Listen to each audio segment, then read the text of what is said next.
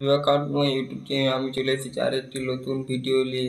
তাহলে ভিডিওটি আপনারা শেষ পর্যন্ত দেখে যাবেন।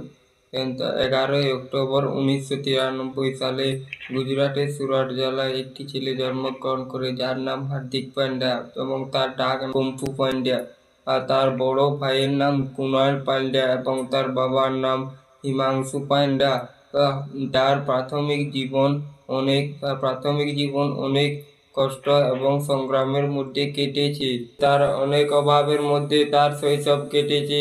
তার বাবা গুজরাটের সুরাট জেলায় একটি ছোট কারখানা চালাতো, যার ফলে তার অর্থনৈতিক অভাব ছিল।